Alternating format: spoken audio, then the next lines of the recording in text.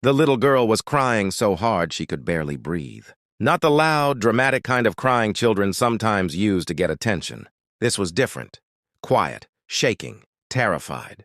And in the middle of the crowded office hallway, nobody seemed to know what to do. People slowed as they passed. Some glanced over with awkward sympathy before hurrying away. Others pretended not to notice at all. Expensive shoes clicked across polished floors, while the child clung to the leg of a man who looked like he was holding himself together by a thread. "Hey," he whispered, kneeling despite the coffee spilling down the front of his shirt.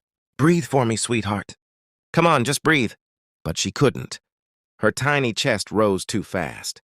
Tears soaked the sleeves of her yellow sweater as panic swallowed her whole. Then a woman's voice cut through the chaos. "She's overstimulated." The man looked up quickly. A woman stood a few feet away, holding a stack of files against her chest. Mid-30s, maybe. Plain navy cardigan. Hair loosely tied back like she hadn't had time to think about it that morning. Nothing about her demanded attention. But her eyes were calm, steady, experienced. "She needs quiet," the woman said softly. "Not questions." The little girl looked at her through wet lashes. The woman slowly crouched down, lowering herself to the child's level. "My name's Nora," she said gently. "You know what helps me when my brain gets too loud?" The little girl sniffled. "What?" Nora glanced around dramatically before whispering, "Pretending I'm invisible." For the first time, the child hesitated instead of crying. Nora leaned closer. "Want to try?" The little girl nodded slightly. "Okay," Nora whispered. "Then we have to find the quietest place in the whole building." The father stared at her like she had just performed a miracle. Because maybe she had. Within minutes, the crying eased. Nora led them into an empty conference room away from the noise. She dimmed the lights. She spoke gently, slowly, like someone who understood exactly what panic felt like. The little girl eventually curled up beside her, exhausted from tears. And that was the moment. Daniel Reed first really looked at the woman everyone else in the company overlooked. Daniel was the owner of Reed Financial Group, one of the fastest-growing firms in Chicago. Most employees only saw him from a distance.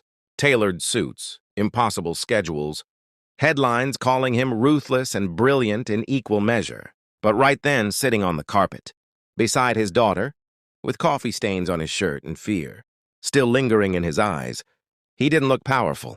He looked tired, human. "She has sensory anxiety," he explained, quietly once his daughter drifted asleep, against his arm. "Crowds can trigger panic attacks." Nora nodded carefully. "My younger brother was the same way." Daniel exhaled. "She lost her mom last year," he admitted after a moment. "Since then, some days are harder than others." Nora's expression softened immediately. There it was. Not pity, understanding. And somehow that felt worse to Daniel because he realized how desperately he needed it. "I'm sorry," she whispered. He nodded once, unable to say more. The room fell quiet except for the soft hum of the air conditioner. Then Daniel looked down at the coffee stain, spreading across his white dress shirt, and gave a tired laugh. "Well," he muttered, "this day's going great." Nora smiled faintly. "You survived the important part." He looked at her for a long second. Most people around him tried too hard. They either feared him or wanted something from him. Promotions, approval, attention. But Nora didn't. She had helped his daughter without knowing who he was. That mattered, more than he expected. Over the next few weeks, Daniel found himself noticing her everywhere. She stayed late helping interns understand reports nobody else bothered explaining. She brought extra lunch, because she somehow always knew which employees were struggling financially. She remembered birthdays, names, details, and every Friday afternoon, she disappeared exactly at 5 o'clock sharp. No exceptions. One evening, Daniel finally stopped her near the elevators. "You always leave at 5, he said. Nora adjusted the strap of her bag. "I do." "No fear of disappointing the boss?" A tiny smile touched her lips. "I disappoint people professionally. It's one of my talents." That caught him off guard enough to laugh. Then she checked the time and sighed softly. "My dad's waiting." Daniel noticed the exhaustion hidden beneath her calm expression. "You take care of him?" "He has early-onset Parkinson's." The words landed quietly. No self-pity, no dramatic explanation, just truth. Daniel watched her differently after that, not because he felt sorry for her, because he realized she carried heavy things, without making them everyone else's burden, and that kind of strength was rare. A month later, everything changed again. It happened during a company retreat at a lakeside hotel outside the city. Executives mingled over expensive drinks while assistants rushed around making sure everything looked perfect. Daniel had brought his daughter, Sophie, after her babysitter canceled last minute. Most employees avoided interacting with children altogether. Not Nora. Sophie adored her instantly. By evening, Daniel found them sitting by the dock, skipping stones across the water. "You're cheating," Sophie accused. Nora gasped dramatically. "I prefer the term creatively winning." Sophie laughed so hard she nearly tipped sideways. Daniel froze for a second, because he hadn't heard that sound in months. Real laughter, not the polite little smiles Sophie forced for his sake. Something tightened painfully in his chest. Later that night, after Sophie fell asleep upstairs, Daniel walked into the hotel kitchen searching for coffee. Instead, he found Nora standing near the industrial sink with water dripping from her sleeves.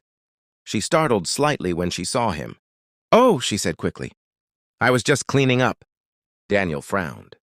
"At midnight?" "The dishwasher broke." "You're not kitchen staff." "No," she admitted, avoiding his eyes. But they were overwhelmed. Daniel stared at the soaking towels beside her. "You stayed behind from the retreat. To wash dishes?" Nora shrugged lightly. "Someone had to." He looked at her for a long moment before quietly asking, "Why do you do that?" "Do what?" "Carry everyone." That made her pause. For the first time since he'd met her, her composure cracked just slightly. "Because I know what it feels like when nobody does." Silence settled between them. Heavy, honest. Then came the moment neither of them expected. Nora glanced at the sauce splattered across the front of her blouse and laughed under her breath. "I probably look ridiculous." Daniel looked down at his own sleeves rolled up from helping Sophie earlier. "We're both disasters." She smiled.